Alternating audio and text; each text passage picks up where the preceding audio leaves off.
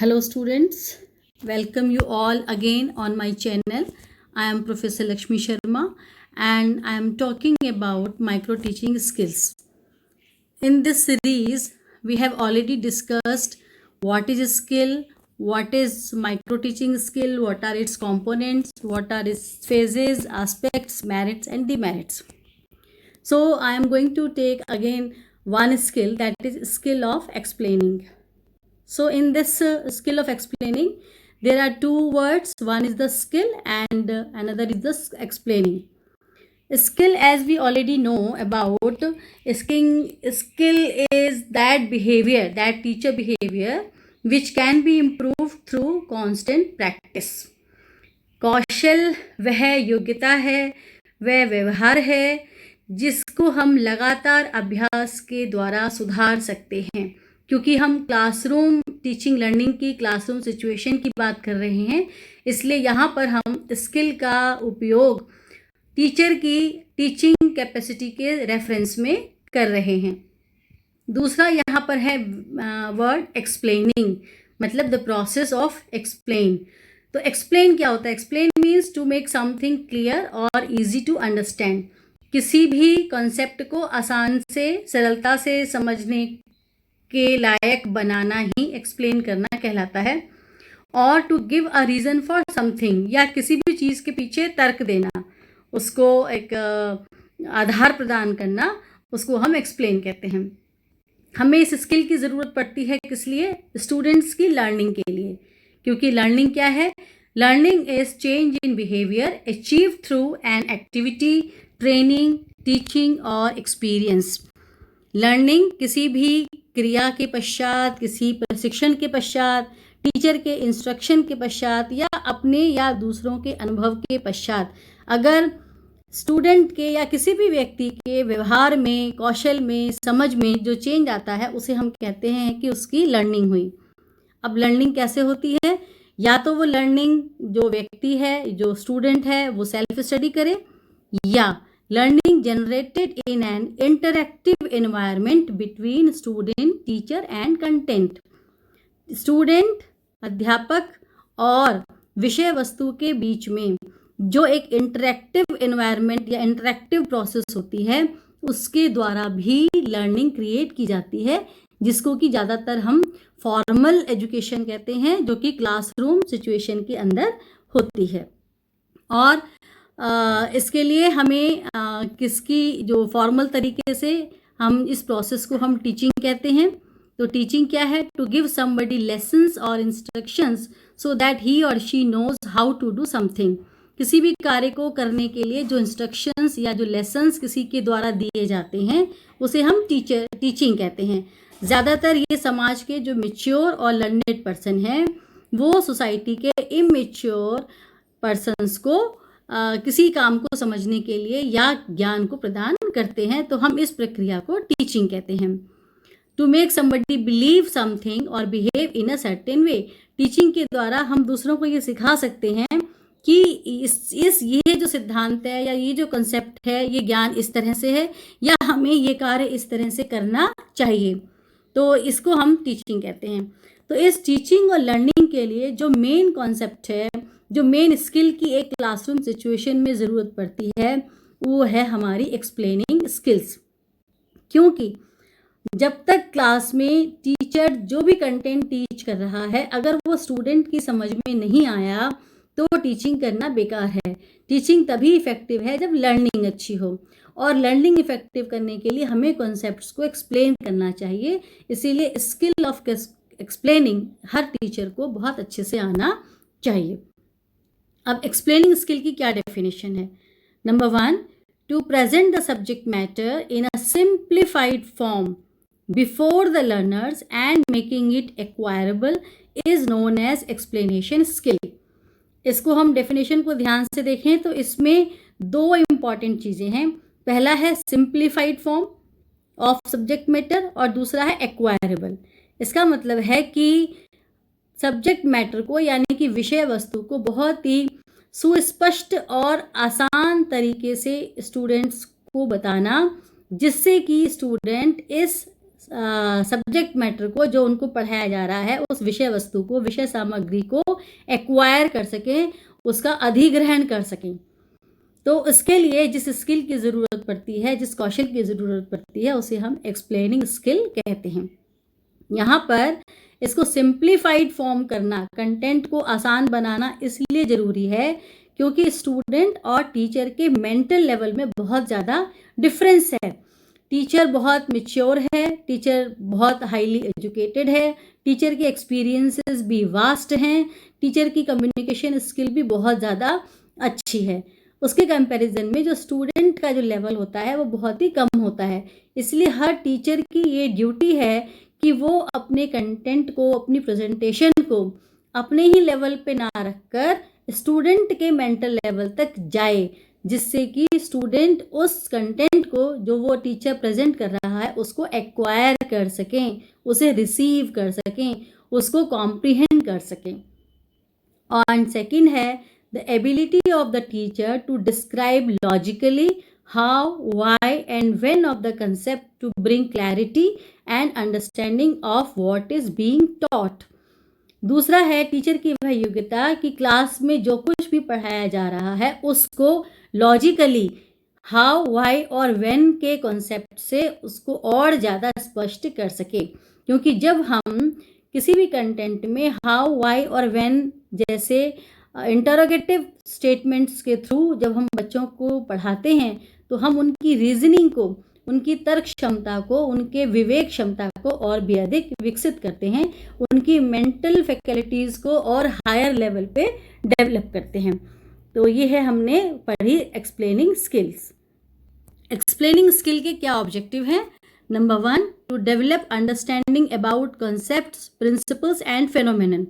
जो भी फेनोमेनन है यानी कि जो भी प्रोसेसेस हैं, फेनोमेनन हम कहते हैं जहां हम कॉज एंड इफेक्ट रिलेशनशिप्स को एस्टेब्लिश करते हैं, कार्य कारण संबंध जहां पर एक्सप्लेन किए जाते हैं, जहां रीजनिंग होती है, उनको, कॉन्सेप्ट्स को और प्रिंसिपल्स जो सिद्धांत विज्ञान में या अदर सब्जेक्ट्स में दिए हुए हैं उनको जब क्लियर अंडरस्टैंडिंग हम कराते हैं, ये एक्सप्लेनिंग स्किल का उद्देश्य है कि इसके माध्यम से हमें इसको क्लियर करना है। नेक्स्ट है to establish relationship between antecedents and consequents. पूर्व में हुए ज्ञान को और वर्तमान में चल रही नॉलेज को और भविष्य में उसके क्या परिणाम होंगे, जब हम इन तीनों में एक रिलेशनशिप, एक सह संबंध इस्टेब्लिश करते हैं तो वो भी हम एक्सप्लेनिंग स्किल के द्वारा करते हैं। एंड नंबर 3 है to encourage students to learn.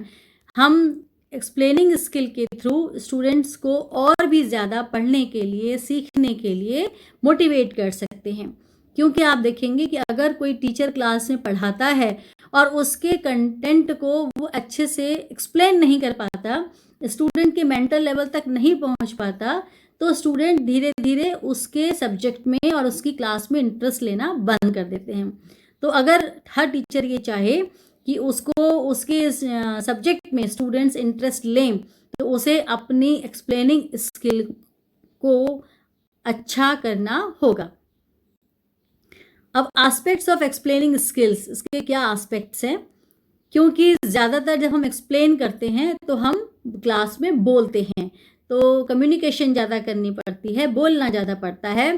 तो it is a verbal skill and it has 2 main aspects. इसमें क्योंकि हम बोल रहे हैं तो बोलते समय इसके 2 मेन एस्पेक्ट्स होते हैं। सबसे पहला है सिलेक्शन ऑफ एप्रोप्रिएट स्टेटमेंट्स, सही वाक्यों का चुनाव।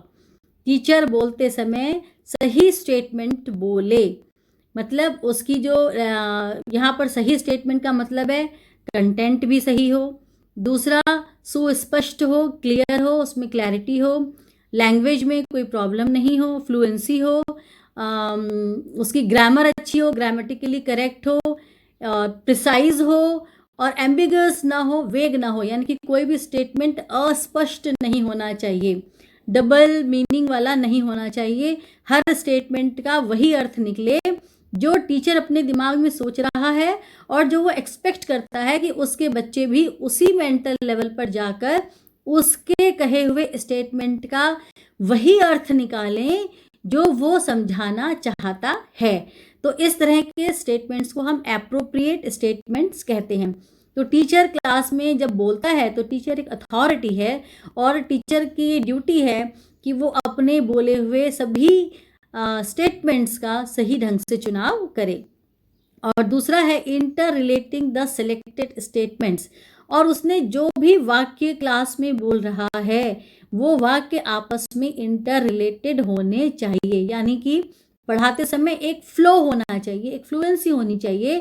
टीचर का जब वो क्लास में आता है और पढ़ाना स्टार्ट करता है तो उसके कंटेंट की हर एक लाइन दूसरी लाइन से जुड़ती हुई महसूस होनी चाहिए और उसको इतने फ्लो में, इतने क्रम में पढ़ाना चाहिए कि एक कॉन्सेप्ट के बाद दूसरा कॉन्सेप्ट ऑटोमेटिकली कनेक्ट होता चला जाए और उसको समझ में आ जाए।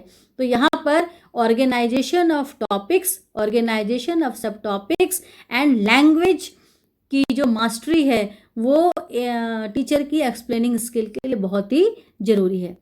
तो यहाँ पर जब टीचर क्लास में पढ़ा रहा है, एक्सप्लेन कर रहा है, एक्सप्लेन का जो मतलब है मैं बताती हूँ, तो जो वो स्टेटमेंट्स यूज़ करेगा उसको पढ़ाते समय वो कितनी तरह के होने चाहिए? वो 3 तरह के होने चाहिए। पहला है डिस्क्रिप्टिव, दूसरा है इंटरप्रेटिव और तीसरा है रीज़न गिविंग। फॉर एग्जाम्पल, यहाँ पर डिस्क्रिप्टिव का मतलब होता है कि किसी भी कंटेंट को बहुत ही उसकी व्याख्या करते रहना, उसको थोड़ा विस्तार पूर्वक बताना। तो जैसे मान लीजिए कि टीचर क्लास में डाइजेस्टिव सिस्टम बताना चाहता है, तो टीचर इसको बिल्कुल अच्छे से डिस्क्राइब करे कि ये हमारे सलाइवा से दांत इसको च्यू करते हैं, then saliva, then oesophagus, alimentary canal, इस तरह से पूरे एक एक अंग को जो कि डाइजेस्टिव सिस्टम में हेल्पफुल होते हैं पूरा अच्छे से उनको डिस्क्राइब करे, उनके फंक्शंस और उनकी आपस में कनेक्टिविटी, तो उसे हम कहते हैं डिस्क्रिप्टिव। फिर दूसरा है इंटरप्रेटिव, जब हम उसको इंटरप्रेट करते हैं। जैसे जब हम डाइजेशन की बात करते हैं तो हम बच्चों को बताएं कि जो पेट में है वो HCl जो है पेट में एसिड होता है जो कि फूड के डाइजेशन के लिए बहुत ही इम्पॉर्टेंट होता है, और अगर इसकी मात्रा अधिक हो जाए तो लोगों को एसिडिटी की, हार्ट बर्निंग की प्रॉब्लम होती है। तो यहाँ पर इंटरप्रेटिव कर रहे हैं, यानी कि हम डाइजेस्टिव सिस्टम पढ़ा रहे हैं और उसके साथ साथ जो मेडिकल इश्यूज हो जाते हैं, जो बीमारियाँ जहाँ जहाँ पर जो जो कमी है, जैसे विटामिन्स की कमी है तो कहाँ पे कौन सी डिसीज होती है, हम कनेक्ट कर रहे हैं, तो उसे हम इंटरप्रेटिव कहेंगे। और तीसरा है रीज़न गिविंग। रीज़न गिविंग का मतलब है कि जहाँ पर हम उनसे पूछेंगे कि अच्छा आप इसका जो है तर्क बताइए कि ऐसा क्यों होता है। फॉर एग्जांपल हम पूछें कि जो एलिमेंट्री कैनाल है वो जो कार्निवोरस एनिमल्स होते हैं उनकी छोटी होती है और जो हर्बीवोर्स एनिमल्स हैं उनकी बड़ी होती है। रीज़न गिव रीज़न, तो जहाँ पर हम रीज़न की बात करेंगे, तर्क पूछेंगे, तो हमें जो टीचर है उसको जो स्टेटमेंट्स हैं वो क्लास में इन 3 तरह से पूछने चाहिए। इससे उसकी टीचिंग इंटरेस्टिंग होगी और कॉन्सेप्ट्स को क्लियर करने में उसको हेल्प मिलेगी। अब हम आते हैं इसके जब एक्सप्लेनिंग स्किल से क्या क्या कंपोनेंट्स है, यानी कि आप जब एक टीचर ट्रेनी हैं, अगर आप बीएड कर रहे हैं, जेबीटी कर रहे हैं, डीएड कर रहे हैं, तो आप नोवाइस टीचर हैं, आप जब क्लास में जाएंगे और एक्सप्लेनिंग स्किल का यूज़ करेंगे तो उसमें क्या क्या कंपोनेंट्स होने चाहिए। सबसे पहला इंपॉर्टेंट कंपोनेंट है यूज़ ऑफ इंट्रोडक्टरी और बिगिनिंग स्टेटमेंट। ये अपने आप में इस हेडिंग से शो हो रहा है। इसका मतलब है इंट्रोडक्टरी, यानी कि आप क्लास में एज ए टीचर गए हैं तो आप जाते ही सीधा कंटेंट पर नहीं आते हैं। आप पहले या तो जो पिछला पढ़ाया है उसे पूछते हैं या आप जो कंटेंट पढ़ाना चाहते हैं उसका एक बेस तैयार करते हैं। क्यों? आपने लॉस पढ़े हैं थॉर्नडाइक के लर्निंग में, जिसमें उसने एक लॉ ऑफ रेडीनेस भी बताया था। Until unless students are not willing to learn they will not listen to you. जब तक वो सीखने के लिए तैयार नहीं है वो आपकी क्लास में आपकी बात को नहीं सुनेंगे। जैसे एक कहावत है ना कि घोड़े को तालाब तक तो ले जाया जा सकता है but we can not bound him to drink water, लेकिन हम उससे पानी पीने के लिए बाध्य नहीं कर सकते। इसी तरह से स्टूडेंट को क्लास में ज़बरदस्ती बिठाया तो जा सकता है पर वो ध्यान से उसको लर्न करे और उस नॉलेज को एसिमिलेट करे, इसके लिए उसको कंपेल नहीं किया जा सकता। इसके लिए केवल उसे अट्रैक्ट किया जा सकता है, मोटिवेट किया जा सकता है, इंस्पायर किया जा सकता है, और वो सिर्फ और सिर्फ टीचर की अपनी एक्सप्लेनिंग स्किल की वजह से ही हो सकता है। तो यहाँ पर हम कहते हैं कि to create readiness among the students to pay attention to concepts being explain, बच्चों को इस बात के लिए तैयार कर देना मेंटली कि आओ अब हम ये जो कंसेप्ट है इसको पढ़ते हैं। C2 है यूज ऑफ एक्सप्लेनिंग लिंक्स या कॉग्निटिव लिंक्स। यहाँ पर जब हम किसी कंटेंट को पढ़ा रहे हैं तो उसको समझाने के लिए हम बीच में अपने स्टेटमेंट के बीच में जब हम एक्सप्लेनिंग लिंक्स का यूज़ करते हैं तो हम जो एक्सप्लेनिंग स्किल है हमारी वो अच्छी होती है। इसको हम कॉग्निटिव लिंक्स भी कहते हैं, क्योंकि कॉग्निटिव का मतलब होता है हमारा ब्रेन, तो वो हमारी जो मेंटल फैकल्टीज़ हैं, जो हमारी ब्रेन की पावर्स हैं, उसको जागृत कर देता है, उसको अलर्ट कर देता है मेंटली, और स्टूडेंट्स मेंटली उन चीज़ों को एज्यूम करने लग जाता है। तो इसको हम जनरली जो इस तरह के जो लिंक्स होते हैं, ये जो हमारे प्रीपोजिशंस होते हैं और कंजक्शंस होते हैं, वो होते हैं कंजक्शंस या प्रीपोजिशंस, जिनको क्लास में पढ़ाते समय टीचर इन शब्दों का इस्तेमाल करता है या उसे करना चाहिए। यहाँ पर एक लिस्ट दी हुई है, आप देखेंगे कि जब टीचर कोई क्लास में पढ़ाता है तो वो ज़्यादातर इन शब्दों में से किसी न किसी का इस्तेमाल अवश्य करता है, जैसे the result of, the cause of, such that, the consequence of, the function of, hereafter, due to this, so that, ये जो कुछ हैं, but तो ये जो चीज़ें हैं ये है कि आपने टीचर ने पहले किसी कंटेंट को एक्सप्लेन किया और फर्दर उसके और एक्सप्लेनेशन के लिए वो बीच बीच में इन कंजक्शंस का यूज़ करता है।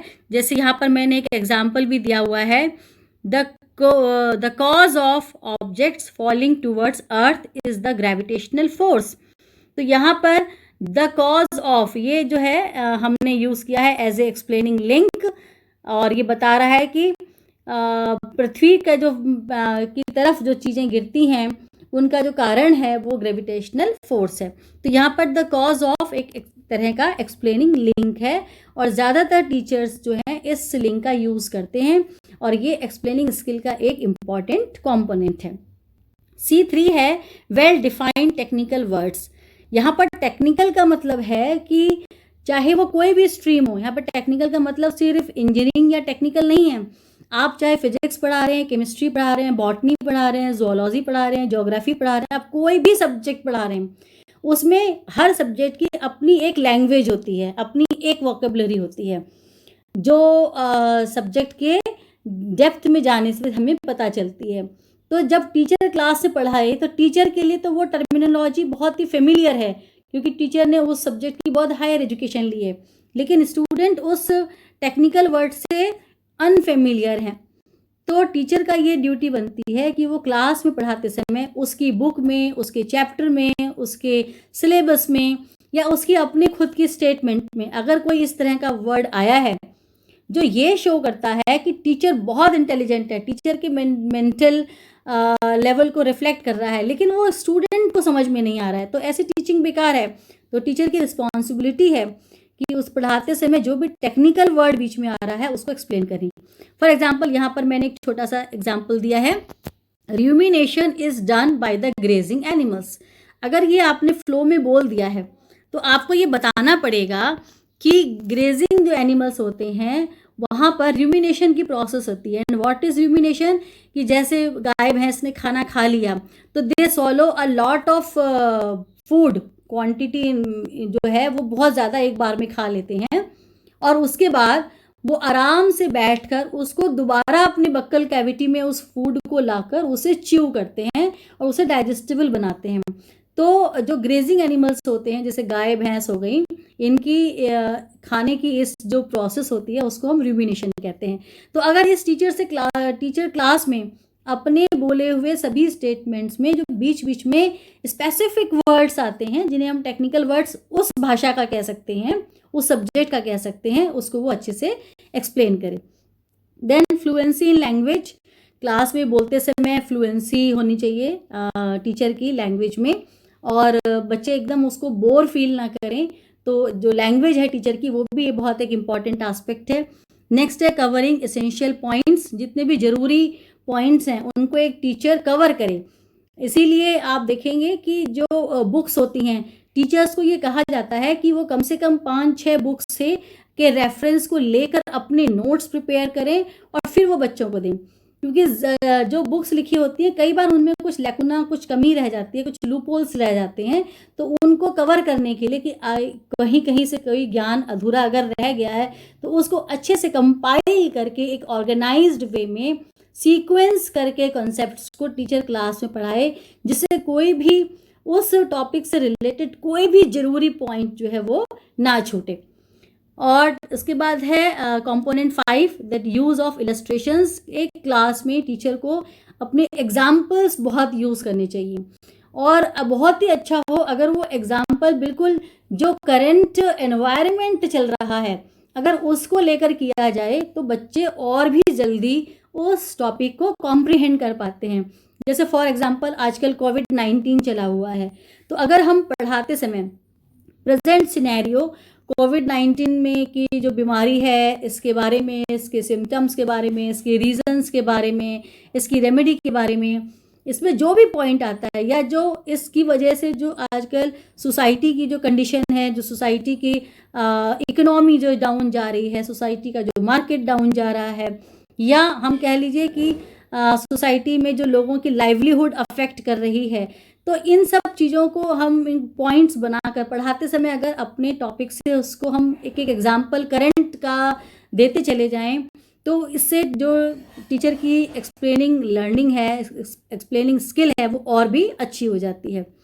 नेक्स्ट है यूज़ ऑफ विजुअल टेक्निक्स। आजकल मॉडर्नाइजेशन इतना हो गया है, बहुत सारे हमारे पास पीपीटीज हैं, करंट मटेरियल है, बहुत सारे ऐसे हमारे पास वीडियोज़ एंड ऑडियोज़ हैं जो हम क्लास में अगर हम पढ़ाने से पहले एक छोटी सी डॉक्यूमेंट्री बच्चों को दिखा दें उस टॉपिक से रिलेटेड, तो बच्चों की टीचिंग और भी इफेक्टिव हो जाती है और बच्चे क्लास में इंटरेस्ट लेना स्टार्ट कर देते हैं। और सबसे इम्पॉर्टेंट चीज़ जो टीचिंग का मेन है वो है कि बच्चों में लर्निंग के लिए एक हैबिट डेवलप करना, उनमें अंदर से ये इच्छा जगाना कि हमें पढ़ना है। ये टीचिंग का सबसे महत्वपूर्ण एस्पेक्ट है। आपका अगर आप ये हर बच्चे में क्रिएट कर देते हैं तो जो आपका जो काम है वो आधा आसान हो जाता है। नेक्स्ट है कंपेयर एंड कंट्रास्ट। पढ़ाते समय जो भी पॉइंट्स आ रहे हैं उनमें अगर वहीं कोई सिमिलरिटीज़ या डिफरेंसेस दिखाई देते हैं तो हम उनको आगे पढ़ा सकते हैं। जैसे फॉर एग्जांपल कि जब हम डाइजेस्टिव सिस्टम पढ़ा रहे हैं तो हम जो टीथ पढ़ा रहे हैं मान लीजिए, तो हम टाइप्स ऑफ टीथ जो हैं वो हम कंपेयर भी कर सकते हैं वहीं पर कि देखिए ह्यूमन बीइंग के ऐसे होते हैं, कार्निवोरस एनिमल्स के ऐसे होते हैं और जो हर्बीवोर्स हैं उनके ऐसे होते हैं। तो जो 3 तरह के जो एनिमल्स हैं उनके टीथ के स्ट्रक्चर में और टीथ की फंक्शनिंग में क्या डिफरेंस है।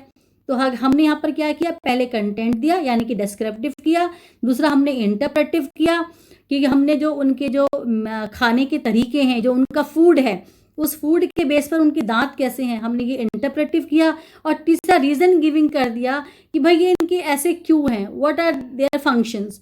तो टीचर पढ़ाते समय अगर वही कंटेंट को कंपेयर और कंट्रास्ट करता चले तो उसकी टीचिंग अच्छी होगी। जैसे हम मान लीजिए मेटल्स पढ़ा रहे हैं तो हमने उन्हें बताया कि गोल्ड है, सिल्वर है, प्लेटिनम है, तो why platinum is more costly, more expensive than gold. तो हम इस तरह की जो टीचिंग है हमारी हमें करनी चाहिए। नेक्स्ट है मीनिंगफुल रेपिटेशंस। क्लास में टीचर को पता है कि कौन से पॉइंट सबसे ज़्यादा इम्पॉर्टेंट हैं जो बच्चों को ज़रूर आने चाहिए, तो टीचर डेलिब्रेटली अपने पढ़ाते समय उन पॉइंट्स को रिपीट करता चले, जिससे कि बार बार रिपीटेशन, क्योंकि drill is the best exercise to learn. तो जो हम इस तरह से जो ड्रिलिंग कर देते हैं, जो अभ्यास करते हैं, उससे स्टूडेंट की जो लर्निंग है वो और भी लॉन्ग लास्टिंग हो जाती है। नेक्स्ट है टेस्टिंग पीपल्स अंडरस्टैंडिंग, यानी कि स्मॉल क्वेश्चंस क्लास में फॉर्मुलेट करना, बच्चों से पूछना, जिससे कि टीचर ये चेक करता चले कि उसकी अपनी स्किल कितनी इफेक्टिव है। जनरली हमारा ये पर्पस टीचर जो ये सोचने लगते हैं कि हमारा मोटिव है बच्चों को पास करना या फेल करना। नो, हमारा मोटिव है कि हमारी अपनी टीचिंग स्किल कितनी रिफाइन हो रही है, कितनी इम्प्रूव हो रही है, सो दैट हम कितने इस लायक हो रहे हैं कि हमारे पढ़ाए हुए बच्चों को हमारा कंटेंट समझ में आ रहा है। अगर हम क्लास में टीचर हैं, हम क्लास में खड़े हैं और हम क्लास में पढ़ा रहे हैं और हमारे बच्चों के अच्छे मार्क्स नहीं आ रहे हैं, वो फेल हो रहे हैं या वो इंटरेस्ट नहीं ले रहे हैं, तो it's not their fault, it's 90% teachers fault कि उनको क्यों नहीं समझ में आ रहा है। तो टीचर पढ़ाते समय ही छोटे छोटे क्वेश्चन पूछता चला जाए। हमने पहले भी क्वेश्चनिंग स्किल पढ़ी है और हमने उसमें ये बताया था कि क्वेश्चन पूछते रहने से स्टूडेंट्स में इंटरेस्ट जो है वो बना रहता है, क्लास अलर्ट रहती है, अटेंटिव रहती है। एंड नेक्स्ट है यूज ऑफ कंक्लूडिंग स्टेटमेंट्स। जब टीचर अपना सारे पॉइंट्स पढ़ा देता है, एक्सप्लेन कर देता है, तो उसके बाद क्लास खत्म होने से पहले उसको अपने जितना उसने कंटेंट पढ़ाया है उसको समराइज करना चाहिए। तो इस तरह से एक ब्रीफ जो है आई व्यू देने से बच्चों को मेन जो पॉइंट्स हैं वो याद रह जाते हैं। तो ये एक्सप्लेनिंग स्किल के कंपोनेंट्स हैं। नेक्स्ट है कि क्लास को पढ़ाते समय टीचर को क्या चीज़ें नहीं करनी चाहिए। तो सबसे पहला है इररेलेवेंट स्टेटमेंट्स क्लास में नहीं बोलने चाहिए, यानी कि आप पढ़ा कुछ और रहे थे, पढ़ाने कुछ और लगे, तो ऐसे नहीं करना चाहिए। ये स्टूडेंट्स में एक डिसइंटरेस्ट को क्रिएट करता है। लैकिंग इन कॉन्टिन्यूटी, टीचर पढ़ा रहा है लेकिन उसके जो शब्द हैं या जो उसके वाक्य हैं या जो उसके टीचिंग के सब पॉइंट्स हैं वो आपस में एक दूसरे से कंप्लीट नहीं हैं, या वो पढ़ाते पढ़ाते जो उसकी फ्लुएंसी है वो उतनी फ्लो में नहीं रहती है और वो अपने पहले स्टेटमेंट को पूरा किए बिना ही दूसरा स्टेटमेंट स्टार्ट कर देता है, या वो बार बार अपने पहले स्टेटमेंट को रिफ्रेम करता रहता है। तो स्टूडेंट्स जो हैं वो उसके जो कॉन्सेप्ट है या जो उसका मोटिव है उसको अच्छी तरह से समझ नहीं पाते, उसके स्टेटमेंट्स को समझ नहीं पाते। तो ये जो काम है वो टीचर को नहीं करना चाहिए। और इसके अलावा जो हमें प्रिकॉशंस जो हैं वो लेनी चाहिए वो है कि टीचर्स को कंटेंट ध्यान में रखना चाहिए कि उससे कंटेंट्स लॉजिकली हैं या नहीं हैं। तो उसे लॉजिकली कंटेंट को ध्यान में रखना चाहिए। जो उसने पहले पढ़ा लिया, यानी कि पहले का मतलब हो सकता है उसी समय या उसकी उससे पहले की क्लासेस में या उसके पहले साल में। जैसे मान लीजिए फॉर एग्जांपल आप 8th क्लास को डाइजेस्टिव सिस्टम आज स्टार्ट करना चाहते हैं, तो आपको ये देखना पड़ेगा कि 7th क्लास तक इसने डाइजेस्टिव सिस्टम में कहाँ तक पढ़ा हुआ है। 7th क्लास तक डाइजेस्टिव सिस्टम में जितना इन्फॉर्मेशन है क्या इसको वहाँ तक समझ में आता है, तब आप उसको वहाँ से आगे कनेक्ट कर सकते हैं। तो हमें एक रिलेशनशिप जो पहले पढ़ा और दूसरा पढ़ा उसके आपस में बीच में हमें कनेक्ट करना पड़ेगा। और नेक्स्ट पॉइंट है कि पढ़ाते समय जो भी टेक्निकल टर्म्स आ रहे हैं, अगर ये टेक्निकल टर्म्स आप बच्चों को नहीं समझाते, आपके पास इतनी एप्रोप्रिएट वोकेबलरी जो इजी एंड सफिशिएंट लैंग्वेज में हो अगर वो नहीं है तो स्टूडेंट्स उसको नहीं समझ पाएंगे। तो टीचर को क्लास में जाने से पहले इस टॉपिक में, किसी भी टॉपिक में, सब टॉपिक में जो भी इम्पॉर्टेंट वर्ड्स आ रहे हैं पहले उसे खुद ही उसको सिंप्लीफाई करके समझ के क्लास में जाना चाहिए, क्योंकि उसकी फर्स्ट एंड फॉरमोस्ट ड्यूटी है कंटेंट को सिंप्लीफाइड मैनर में एक्सप्लेन करना। और टीचर क्लास में पढ़ाते समय खुद ही वेग वर्ड्स एंड वेग फ्रेजेस का सिलेक्शन ना करे, और जिससे कि उस बच्चे जो हैं उसके उन चीज़ों को ना समझ सकें, क्योंकि उसका उद्देश्य ही कंटेंट को क्लास में समझाना है। तो यहाँ तक हमने जो आज स्किल पढ़ी वो पढ़ी एक्सप्लेनिंग स्किल। नेक्स्ट सेशन में हम आपकी नई स्किल लेंगे। Thank you.